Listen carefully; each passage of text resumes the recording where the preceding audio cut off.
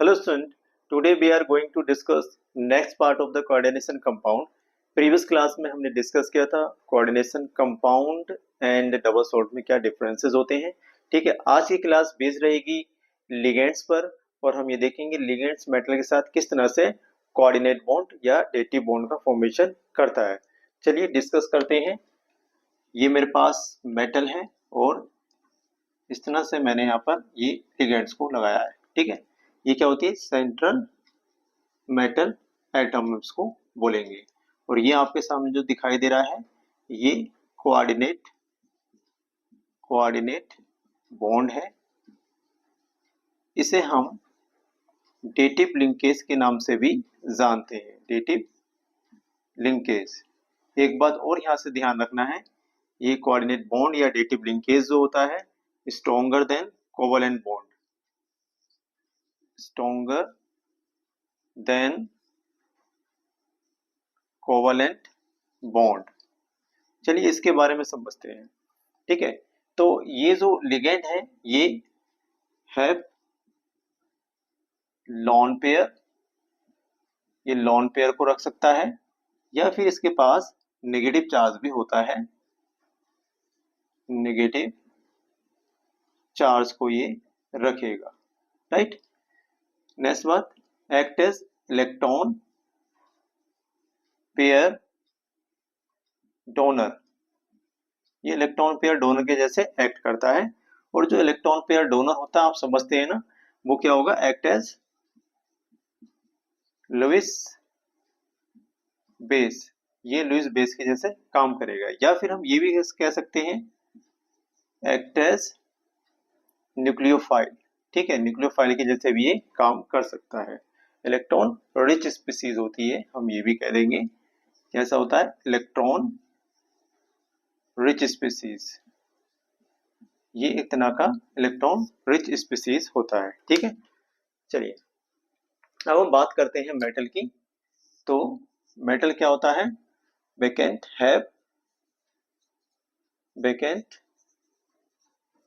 D orbital.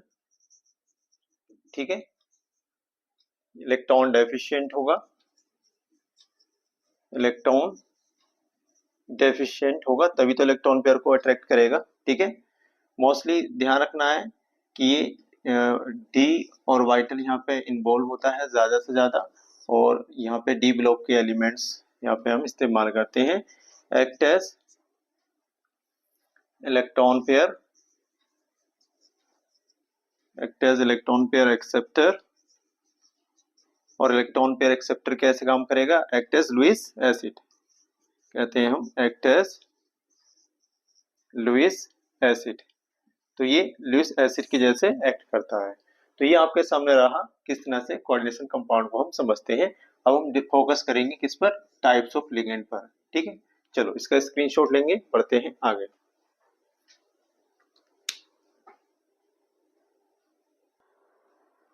चलिए बात करेंगे स्टूडेंट टाइप्स ऑफ लिगेंड्स की। इसमें सबसे पहला टाइप हमारे सामने है मोनोडेंटेड लिगेंड। इसको हम यूनिडेंटेड लिगेंड भी कह सकते हैं।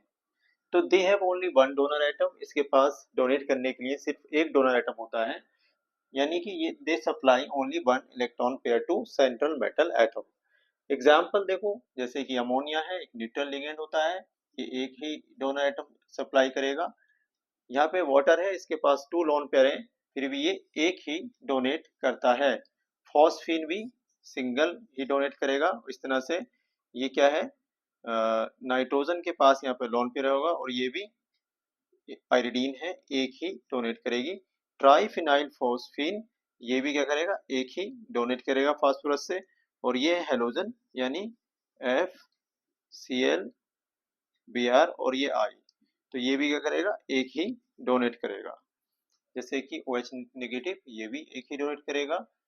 एसीटेट आयन भी एक ही डोनेट करेगा। और ये एजाइड है, एजाइड भी एक ही डोनेट करता है। ठीक है, इसको ध्यान रखना, ये क्या है, एजाइड।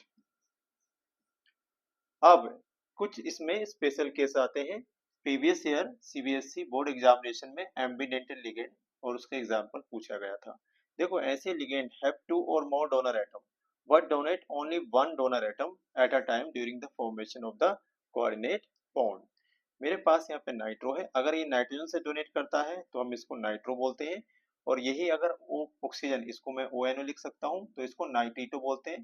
ठीक है, यहाँ से भी डोनेट करेगा। तो एक समय में इसने एक ही डोनेट करा, बस ये ध्यान रखना है। साइनो अगर कार्बन से करता है, अटैच होता है मेटल के साथ, तो साइनो, और नाइट्रोजन से अटैच होता है तो आइसो साइनो हो जाएगा। इसी तरह से थायोसाइनाइड है, सल्फर से अटैच होगा तो थायोसाइनाइड। ठीक है, और अगर नाइट्रोजन से होगा तो आइसो थायोसाइनाइड। तो ये जो एग्जाम्पल है बहुत ज्यादा इंपॉर्टेंट, इसको ध्यान रखना आपने, एम्बिडेंट लिगेंड भी आपसे एग्जाम में पूछा जाता है। चलिए इसका स्क्रीनशॉट लीजिए, बढ़ते हैं हम आगे।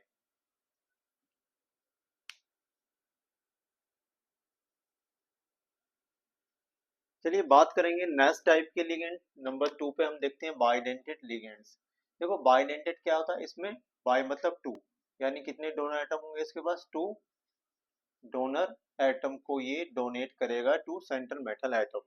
यहाँ पे ज्यादा जरूरी समझना ये है कि एग्जाम्पल कौन कौन से आते हैं। देखो शॉर्ट में इसको EN कहते हैं। ठीक है, इसका मीनिंग है इथाइलिन डायमीन। अब ये इथाइलिन क्या होता है, जहां भी आपको CH2 लिंकेज दिखाई देगी ये क्या होगा, इथाइलिन, और इससे लगा हुआ एक अमाइन ग्रुप ये और एक अमाइनो ग्रुप ये, यानी एक यहाँ से ये डोनेट करेगा मेटल को और एक यहाँ से डोनेट करेगा, तो ये क्या हो जाएगा, बाइडेंटेड लिगेंड हो जाएगा। ठीक है, सिंपल। अब बढ़ते हैं हम नेक्स्ट। दूसरा एग्जाम्पल हमारे सामने ऑक्जिलेट। देखो ऑक्जिलेट देखो ध्यान से, ऑक्जिलेट क्या होता है, OX लिखते हैं शॉर्ट में, यहाँ पे C double bond O negative, C double bond O negative. तो एक बार ये यहाँ से डोनेट करेगा एक, और एक बार ये एटम यहाँ से डोनेट करेगा मेटल को, ये हो गया बाइडेंटेड। सिंपल। बात करते हैं हम ट्राइडेंटेड लिगेंड के बारे में। They have 3 donor atom to donate central metal atom.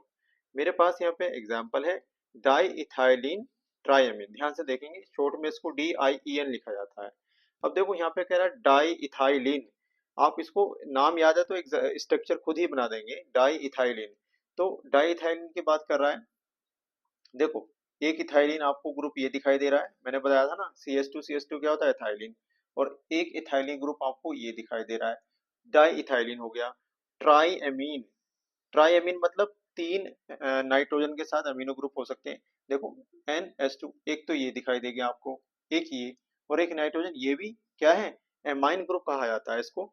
तो यहाँ से एक डोनेट ये करेगा, एक बार ये डोनेट करेगा और एक बार ये डोनेट करेगा, इस तरह से मेटल को ये डोनर एटम के जैसे एक्ट करेंगे।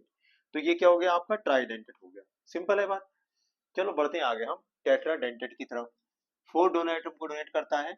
अब इस एग्जाम्पल में थोड़ा सा कंफ्यूजन हो जाता है आप लोगों को। देखो सिंपल है, ये क्या है, नाइट्रिलो एसीटेट है, यहाँ से एक डोनेट ये करेगा 1 2 और 3। अब फोर्थ वाला कहाँ से आएगा, ध्यान रखना है नाइट्रोजन के पास हिडन है क्या, उसका एक लॉन पेयर, तो एक अपना ये यहाँ से भी डोनेट कर देगा, तो ये टेट्राडेंटेड हो जाएगा। एक और मोस्ट इंपोर्टेंट एग्जाम्पल आपके सामने है try ethylene tetraammine. Try ethylene यानी कितने, 3 इथाइलिन ग्रुप होना जरूरी है।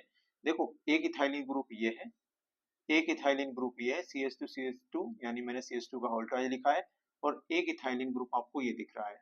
इनके बीच में ध्यान रखना क्या है, टेट्राएमीन, यानी कितने, 4 नाइट्रोजन वाले ग्रुप आएंगे। देखो एक NH2 यहाँ है, एक N वाला यहाँ पर है, एक ये है और एक ये है, 4 हो गए ना। अब देखो ये नाइट्रोजन एक बार ये यहाँ से डोनेट करेगा